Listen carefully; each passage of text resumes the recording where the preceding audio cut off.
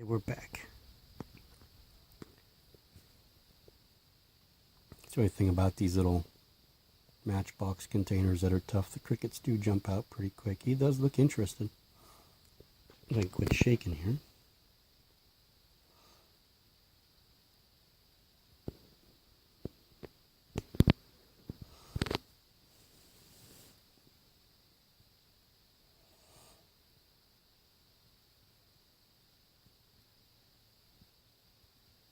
It won't be surprised me if it eats, but I really didn't think it would.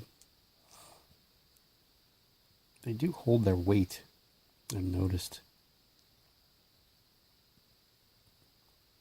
Well, the Faunopelmas, Grammostolas, the Brachypelmas, they do hold their weight.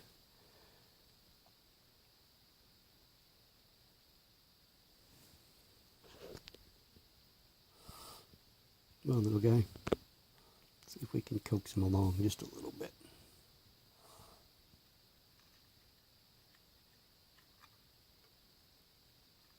Maybe not.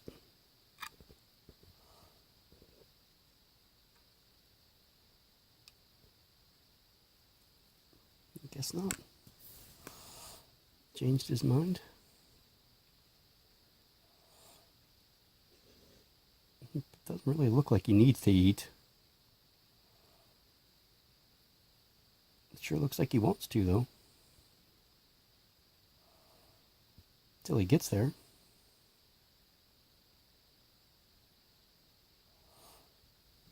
Come on, little guy, just pick it up.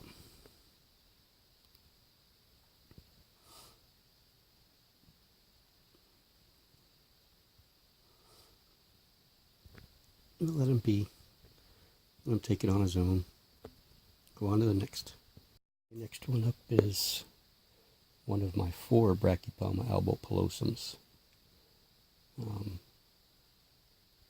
This one's the smallest of the 4 that I have. We named this one Juno. Let's see if it's ready for a nice little pinhead.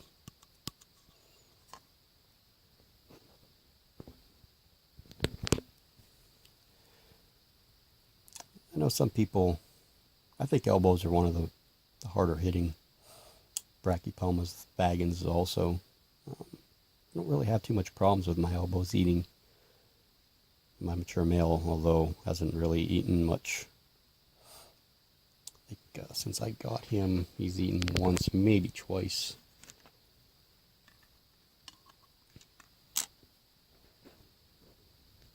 Usually the elbows are pretty good about eating. They're not fast growers, but they're not slow growers either. Let's see what we do here. There we go. They're a great species. You have to have one of these at least in your collection. I'm hoping to add a Nicaraguan species, a Nicaraguan 2015 elbows, a true elbows sometime next year or this year, maybe late in this year. Get that extra curly, but you can't beat these. They're great little teas. They get nice size and they're usually pretty calm and docile. Okay, on to the next. If we get this one on camera, we're going to be lucky. I have yet to get this one to eat on camera. Tried many times. This is a M-Balfouri Sling. I'm sure that cricket will probably jump out of here once or twice before I even get any kind of movement. If the cricket may end up going down in the 2 tunnels there, if you see. Such a wonderful species, such a beautiful species. It's a shame that they live under the ground so much. You know, if you give them the proper setup, they're going to dig, and they're going to stay there until they're hungry, and then they're going to come out. You can, you know, reduce the substrate and get them to web more. I'm really not an advocate for either way. I think it's really a personal choice on how you want to keep your teas. They're so adaptable. Most of them will thrive in most conditions. They've been around for so long. They know what they're doing, believe me. I haven't even seen any movement here out of this one. This is probably one more molt in this container, and this one will be moved to a larger container.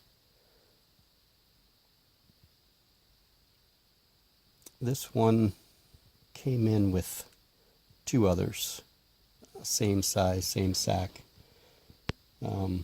They were all together in this container. This one grew faster than the others, and pretty quick after I was down to 2. So I decided to separate this one and the other one. I didn't want to eat the other one, and I gave that sling to a friend. I have to talk to her and see how they're doing. I've given her, I don't know, 10 tarantulas or so. She lost a couple, but I have to see if she can get some pictures. Some of the ones that I gave her. And we'll leave this one for an update. Maybe it'll come out, maybe it won't. We'll move on to the next. I really can't see this one that well. This is a freshly molted Poecilotharia, Poecilotharia, either way I guess, Poecilotharia. All depends on who you ask. Miranda. A suspected female. I'm not 100% sure. The molt wasn't completely destroyed, but it wasn't completely intact either. We'll have to wait for another molt to be sure. Hopefully it won't destroy it. Molted about 10 days ago. This is the first attempt at feeding. I can tell that the sides of the enclosure are kind of dirty. Must be dirty from the inside. That's my finger. I gave it a Turkestan roach, red runner, Lapterus lateralis. I'm pretty sure that the last tarantula we were talking about there, the small one, I don't think I told you what it was. I'll have to look at the video again, but if not, it was a Monocentropus balfouri. I don't remember saying it, so I'll add text to it so that everybody knows exactly what it is. This particular tarantula was a gift from a friend.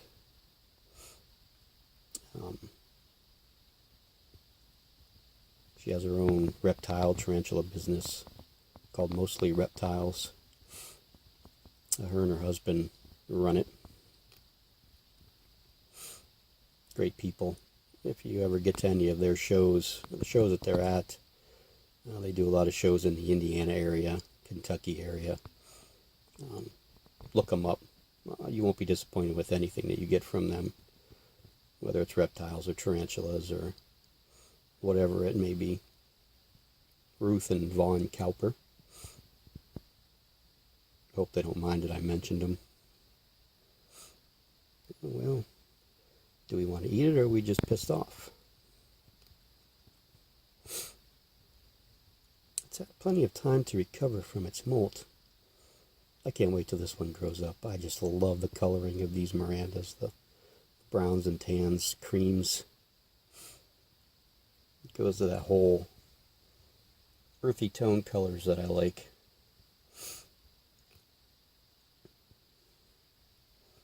This will probably be the last one I feed today.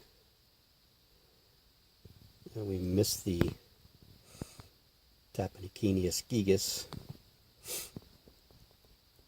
I put something in there and it didn't look interested, so I didn't even bother videotaping it. And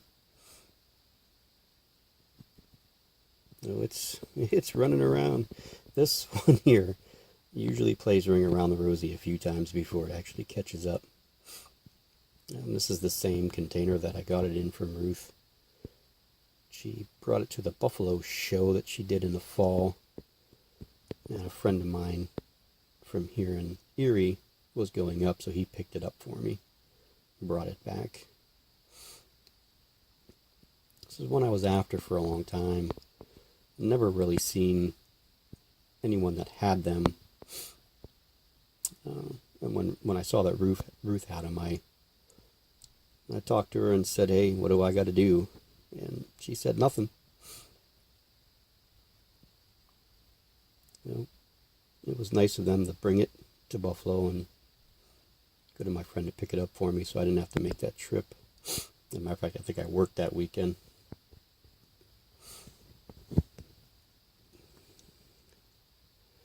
I named this one Tannin.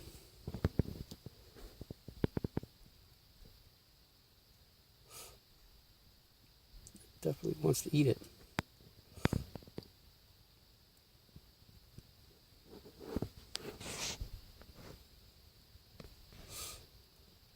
This one will probably be good for another molt. Maybe 2 in here. There we go. Beautiful, beautiful species. Beautiful.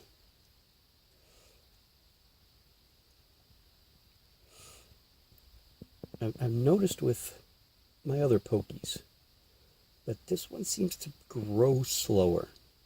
It doesn't get that growth each molt that, like the Rufilata. Ooh, that one just blew right up. And my Subfusca grew pretty good too. My Metallica is due a molt. And my Vittata grew pretty well too, as well as my Regalis. This one seems to grow a little bit slower. I don't know if that's something common with the Mirandas.